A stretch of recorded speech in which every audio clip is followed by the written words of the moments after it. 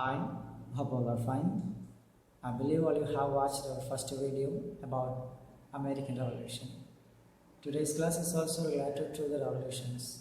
First of all, I am going to introduce a person who influenced the Americans to start the revolution, Thomas Paine. Thomas Paine was born in England and he earned his fame as a radical writer and a political theorist. In 1774, he reached in America. His influential pamphlet Common Sense roused up the people to fight against the imperial mother country. He played an important role in the establishment of American nation, and he is the first to use the term United States of America in one of his articles. Being a radical, he overjoyed at the outbreak of French Revolution, and he wrote his famous book, The Rights of Man, in supporting the French Revolution. According to Paine, the monarchy deserves to be abolished. Another remarkable book of Paine was The Age of Reason. വിപ്ലവാനന്തരം Louis പതിനാറാമനെയും അദ്ദേഹത്തിൻ്റെ കുടുംബാംഗങ്ങളെയും വധിച്ചതിൽ പ്രതിഷേധിച്ചതിനെ തുടർന്ന് തീവ്ര ചിന്താഗതിക്കാരായ റോബസ്പിയറെ പോലെയുള്ളവരുടെ എതിർപ്പിന് അദ്ദേഹം പാത്രമായി തീർന്നു. He was born far ahead of his time, therefore there were very few to understand and appreciate him. He passed away in US in 1809. ഇംഗ്ലണ്ടിൽ ജനിച്ച തോമസ് പെയിൻ അമേരിക്കൻ വിപ്ലവത്തിൻ്റെ സമയത്ത് അമേരിക്കയിലേക്ക് കുടിയേറുകയായിരുന്നു. അമേരിക്കൻ വിപ്ലവത്തെ സ്വാധീനിച്ച വ്യക്തികളിൽ ഏറ്റവും പ്രധാനിയായിരുന്നു തോമസ് പെയിൻ. അദ്ദേഹത്തിൻ്റെ കോമൺ സെൻസ് എന്ന ലഘുലേഖയാണ് അമേരിക്കക്കാരെ വിപ്ലവത്തിന് പ്രോത്സാഹിപ്പിച്ചത്. അമേരിക്കൻ വിപ്ലവത്തിന് ശേഷം ഫ്രഞ്ച് വിപ്ലവത്തെയും അദ്ദേഹം പ്രോത്സാഹിപ്പിച്ചു. അദ്ദേഹം ഒരു റാഡിക്കൽ ആയിരുന്നതുകൊണ്ട് തന്നെ മൊണാർക്കിയെ, അതായത് രാജവാഴ്ചയെ അദ്ദേഹം എതിർത്തിരുന്നു. എന്നാൽ വിപ്ലവാനന്തരം ഫ്രാൻസിൽ നിലവിൽ വന്ന ഭീകരവാഴ്ചയെ അദ്ദേഹം എതിർക്കുകയാണ് ചെയ്തത്. അതുകൊണ്ട് തന്നെ റോബസ്പിയർ പോലുള്ള തീവ്ര വിപ്ലവകാരികളുടെ കണ്ണിൽ അദ്ദേഹം കരടായി മാറി. Next topic is Neoclassicism. Before coming to Neoclassicism, we have to know what classicism is. It is the philosophy and a canon of the composition the classical masters strictly followed in their works. The classical masters are the great Greek and Latin authors of the BC. According to Johnson, their works are good and standard models for the moderns to follow. The neoclassical period begins with the Restoration time of 1660 and ends with the time of French Revolution, or the time of the publication of lyrical ballad of William Wordsworth. This period of about 140 years is the period of Neoclassicism. Neoclassicism അറിയുന്നതിന് മുമ്പ് നാം എന്താണ് classicism എന്ന് മനസ്സിലാക്കേണ്ടതുണ്ട്.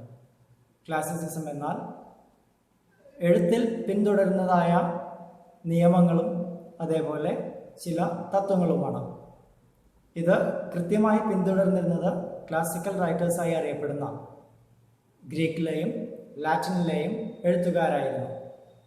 BC, അതായത് 2000 വർഷങ്ങൾക്ക് മുൻപ് ജീവിച്ചിരുന്ന ലാറ്റിൻ ഗ്രീക്ക് എഴുത്തുകാർ ഇത് കൃത്യമായി ഫോളോ ചെയ്തുകൊണ്ടായിരുന്നു അവരുടെ എഴുത്തുകൾ നടത്തിയിരുന്നത്.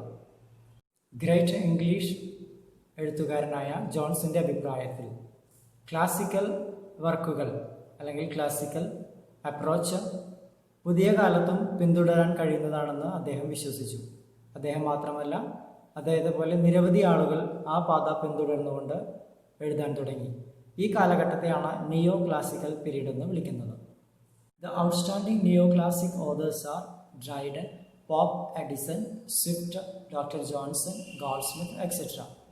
They showed a great respect for the classical authors and they obeyed the canons of the composition in their literature. They disliked any innovation in the literature, and the perfection of the different branches of literature, especially in the poetry, was the main aim of the neoclassic authors. Neoclassic എഴുത്തുകാരിൽ എടുത്തു പറയേണ്ടവർ Dryden, Pope, Addison, Swift, Goldsmith, doctor Johnson എന്നിവരെല്ലാമാണ്.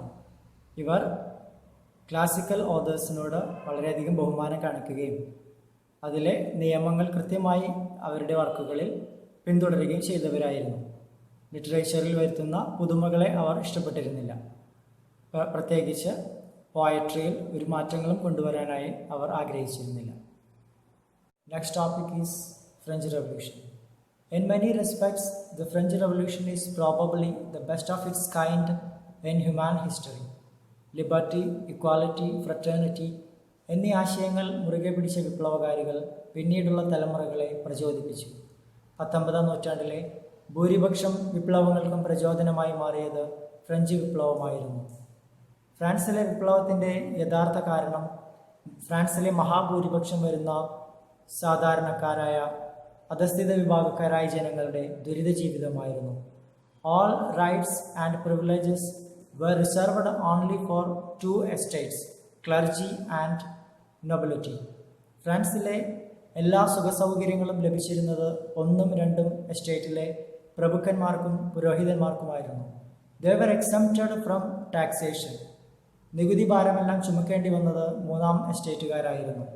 Voltaire, Rousseau, Montesquieu എന്നിവരുടെ പ്രബോധനങ്ങൾ ഫ്രാൻസിൽ വിപ്ലവത്തിന് അനുകൂലമായ സാഹചര്യമൊരുക്കി. 1789 പാരീസിലെ ജനങ്ങൾ ബാസ്റ്റൽ jail തകർത്തതോടുകൂടിയാണ് ഫ്രാൻസിൽ വിപ്ലവം ആരംഭിക്കുന്നത്. Third estate declared itself to be the National Assembly of France. They drafted a constitution. ഭരണഘടന അനുസരിച്ച് ഫ്രാൻസ് ഒരു റിപ്പബ്ലിക്കായി മാറി. തുടർന്ന് പ്രഷ്യ, ഓസ്ട്രിയ തുടങ്ങിയ രാജ്യങ്ങൾ ഫ്രാൻസിനെതിരെ യുദ്ധം പ്രഖ്യാപിച്ചു. അവരുടെ ആവശ്യം ലൂയി 16-ാമനെ അധികാരത്തിൽ തിരിച്ചു കൊണ്ടുവരിക എന്നതായിരുന്നു. പിന്നീട് ഫ്രാൻസ് മറ്റു പല രാജ്യങ്ങളെയും വിപ്ലവത്തിന് പ്രേരിപ്പിക്കുന്നു എന്ന പേരിൽ ബ്രിട്ടൻ ഉൾപ്പെടെയുള്ള രാജ്യങ്ങൾ ഫ്രാൻസിനെതിരെ തിരിയുകയും ഫ്രാൻസിനെതിരെ യുദ്ധം പ്രഖ്യാപിക്കുകയും ചെയ്തു. ഫ്രാൻസിലെ വിപ്ലവത്തിന് ശേഷം ഒരു താൽക്കാലിക ഗവൺമെൻറ്റായിരുന്നു അധികാരത്തിൽ വന്നത്. റോബസ്പിയറുടെ നേതൃത്വത്തിലുള്ള ഈ താൽക്കാലിക ഗവൺമെൻറ് ഭരിച്ചിരുന്ന കാലഘട്ടത്തെ ഭീകരവാഴ്ച കാലം എന്നാണ് അറിയപ്പെട്ടത്. മറ്റു രാജ്യങ്ങൾ ലൂയി 16-ാമനെ അധികാരത്തിൽ തിരിച്ചു കൊണ്ടുവരാൻ ശ്രമിച്ചപ്പോൾ റോബസ്പിയർ ലൂയി 16-ാമനെയും അദ്ദേഹത്തിൻ്റെ അനുയായികളെയും ഗവൺമെൻറ് ഉദ്യോഗസ്ഥരെയും വധിച്ചുകൊണ്ടാണ് അതിന് തിരിച്ചടി നൽകിയത്. റോബസ്പിയറുടെ മരണശേഷം ഫ്രാൻസിൻ്റെ ആധിപത്യത്തിനായി നെപ്പോളിയൻ ശ്രമങ്ങൾ ആരംഭിച്ചു. പടിപടിയായി ഉയർന്നു വന്ന നെപ്പോളിയൻ 1804-ൽ ഫ്രാൻസിൻ്റെ ചക്രവർത്തിയായി സ്വയം പ്രഖ്യാപനം നടത്തി. He adopted economic warfare against Britain and introduced a continental system by which continental countries were not allowed to trade with Britain. Britain retaliated in the same coin by blockading France. അധികാരം ലഭിച്ച Napoleon ബ്രിട്ടനെ സാമ്പത്തികമായി ഒറ്റപ്പെടുത്തുന്നതിനായി continental system അവതരിപ്പിച്ചു. ഇതിലൂടെ continental countries, അതായത് യൂറോപ്പിലെ രാജ്യങ്ങളെ ബ്രിട്ടനുമായി കച്ചവടം ചെയ്യുന്നതിൽ നിന്ന് അദ്ദേഹം വിലക്കി. എന്നാൽ അതേ നാണയത്തിൽ തിരിച്ചടിച്ച ബ്രിട്ടൻ ഫ്രാൻസിൻ്റെ സമുദ്രപാതകളെല്ലാം അടച്ചുകൊണ്ട് ഫ്രാൻസിനെതിരെ തിരിച്ചടിച്ചു. In 1813, a new coalition was formed under the leadership of Great Britain. Russia, Prussia, Austria were other members. They ended in Paris. പാരീസിലെത്തിയ ഈ സഖ്യകക്ഷികളെ ഭയന്ന നെപ്പോളിയൻ നാടുവിടാൻ നിർബന്ധിതനായി. അദ്ദേഹത്തെ എൽബ എന്ന ദ്വീപിലേക്ക് നാടുകടത്തി. അവിടെ നിന്ന് രക്ഷപ്പെട്ട് ഫ്രാൻസിൽ തിരിച്ചെത്തിയ നെപ്പോളിയൻ വീണ്ടും അധികാരത്തിൽ തുടർന്നു. ഈ ഒരു സമയത്തെ ദ റൂൾ ഓഫ് 100 days എന്നാണ് വിശേഷിപ്പിക്കുന്നത്. എതിർകക്ഷികളുമായി സമാധാനത്തിന് നെപ്പോളിയൻ ശ്രമങ്ങൾ ആരംഭിച്ചു. എന്നാൽ അവർ നെപ്പോളിയനെ വിശ്വസിച്ചില്ല. The war was resumed and he was exiled to Saint Helena where he died in 1821. Saint ഹെലേനയിലേക്ക് നാടുകടത്തപ്പെട്ട നെപ്പോളിയൻ 1821 അവിടെ വെച്ച് മരിക്കുകയാണ് ഉണ്ടായത്. After his death, according to Paris treaty, the Bourbon king Louis XVIII was restored to the power. ഫ്രാൻസിന് യുദ്ധനഷ്ടപരിഹാരമായി വലിയൊരു തുക നൽകേണ്ടതായി വന്നു. Vienna കോൺഗ്രസിൽ വെച്ച് യൂറോപ്പിൻ്റെ രാഷ്ട്രീയ ഭൂപടം പരിഷ്കരിച്ചു. നെപ്പോളിയൻ പിടിച്ചടക്കിയ പ്രദേശങ്ങളെല്ലാം അതത് രാജ്യങ്ങൾക്ക് നൽകിക്കൊണ്ട് ഫ്രാൻസിൻ്റെ രാഷ്ട്രീയ ഭൂപടം 1789 സമാനമാക്കി മാറ്റി. ബ്രിട്ടന് നഷ്ടപ്പെട്ട കോളനികളെല്ലാം തിരികെ ലഭിക്കുകയും ചെയ്തു. Next topic: the impact of French events on English literature. The French Revolution had a great impact on England. It profoundly influenced the English poets and the thinkers. The poets like Wordsworth, Coleridge, Southey, Blake and Shelley were deeply influenced by it. അതായത് ഫ്രാൻസിലെ വിപ്ലവം ഇംഗ്ലണ്ടിനെ പല രീതിയിലും സ്വാധീനിച്ചിരുന്നു. പ്രത്യേകിച്ച് English പോയട്രിയെ അത് വല്ലാതെ സ്വാധീനിച്ചു. പല എഴുത്തുകാരും Southee, Blake, William Wordsworth, Coleridge പോലെയുള്ള പല എഴുത്തുകാരെയും വിപ്ലവം സ്വാധീനിക്കുകയുണ്ടായി. All three phases of the French Revolution had great impact on English literature. നമുക്ക് ഫ്രാൻസിലെ വിപ്ലവത്തെ 3 കാലഘട്ടങ്ങളായി തരംതിരിക്കാം. First one the doctrinal phase, അതായത് റൂസോ പോലുള്ള ആളുകളുടെ പ്രബോധനങ്ങളുടെ കാലഘട്ടം. Second the political phase, Danton, Robespierre പോലെയുള്ള ഭരണാധികാരികളുടെ അക്രമ ഭരണത്തിൻ്റെ കാലഘട്ടം. തേർഡ് ദ മിലിറ്ററി ഫേസ്, നെപ്പോളിയൻ്റെ ഭരണകാലഘട്ടം. ഈ 3 കാലഘട്ടവും ഇംഗ്ലീഷ് പോയട്രിയെ, ഇംഗ്ലീഷ് ലിറ്ററേച്ചറിനെ വല്ലാതെ സ്വാധീനിച്ചു. റൂസോയുടെ sentimental influence Blake, Coleridge, Wordsworth തുടങ്ങി നിരവധി എഴുത്തുകാരെ വളരെയധികം സ്പർശിച്ചു. But the blood and fire of the second phase caused disappointment and even reactionary attitude. അതായത് രണ്ടാമത്തെ കാലഘട്ടം ഭീകരതയുടെ കാലഘട്ടമായിരുന്നു. വിപ്ലവത്തെ ആദ്യകാലങ്ങളിൽ അനുകൂലിച്ച പല എഴുത്തുകാരും ഈ ഒരു കാലഘട്ടത്തിൽ വിപ്ലവത്തെ എതിർത്തു പറയാൻ കാരണമായി. മൂന്നാമത്തെ കാലഘട്ടം നെപ്പോളിയൻ്റെ ഭരണകാലമായിരുന്നു. ബൈറൻ പോലെയുള്ള പല എഴുത്തുകാരെയും നെപ്പോളിയൻ്റെ ഭരണം വളരെയധികം പ്രചോദിപ്പിച്ചു.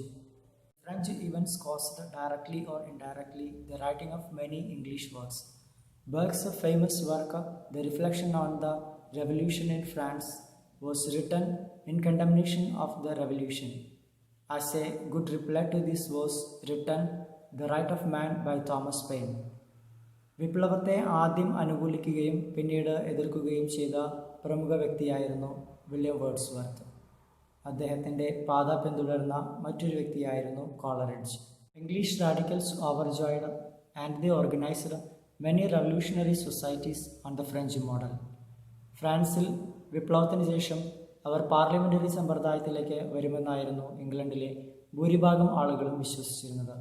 എന്നാൽ അവിടെ ഭീകരവാഴ്ച ആരംഭിച്ചതോടുകൂടി ഇംഗ്ലണ്ടിൽ പല കരുതൽ നടപടികളും ആരംഭിച്ചു. They took several steps to prevent the revolutionary ideas in England. The British government adopted the policy of suppression. 1790-ൽ ഇംഗ്ലണ്ടിൽ നിലനിന്നിരുന്ന ഹേബിയസ് കോർപ്പസ് പിൻവലിക്കുകയും പല റാഡിക്കൽ നേതാക്കളെയും അറസ്റ്റ് ചെയ്ത് നാടുകടത്തുകയും ചെയ്തു. അഭിപ്രായ സ്വാതന്ത്ര്യവും പത്രസ്വാതന്ത്ര്യവും നിരോധിച്ചുകൊണ്ടുള്ള നിയമം 1795 ഇംഗ്ലണ്ടിൽ പാസാക്കി. 1799 കോമ്പിനേഷൻ ആക്ടിലൂടെ ട്രേഡ് യൂണിയനുകൾ ഉൾപ്പെടെയുള്ള എല്ലാ സംഘടനകളുടെയും പ്രവർത്തനത്തെ ഗവൺമെൻറ് നിരോധിച്ചു. ഇംഗ്ലണ്ടും ഫ്രാൻസും തമ്മിൽ നീണ്ട വർഷങ്ങളായി നടന്ന യുദ്ധം ഇംഗ്ലണ്ടിൻ്റെ പൊതുകടം വർദ്ധിപ്പിച്ചു. ഇത് ജനങ്ങളുടെ മേലുള്ള നികുതി വർദ്ധിപ്പിക്കുന്നതിന് ഗവൺമെൻറ്റിനെ നിർബന്ധിച്ചു. ഭക്ഷണ സാധനങ്ങൾക്ക് കൂടി ദൗർലഭ്യം നേരിട്ടതോടുകൂടി ഇംഗ്ലണ്ടിലെ ഭൂരിഭാഗം ജനങ്ങളുടെയും ജീവിതം ദുരിതത്തിലായി മാറി. ഇംഗ്ലണ്ടിലെ ആഭ്യന്തര ഉൽപ്പാദനം വർദ്ധിപ്പിക്കുന്നതിനായി കോൺ ഇറക്കുമതി തടഞ്ഞുകൊണ്ടുള്ള കോൺ ലോ ഇംഗ്ലണ്ടിൽ പാസാക്കി. Let us wind up today's class. Hope we can meet again with a new topic. Thank you.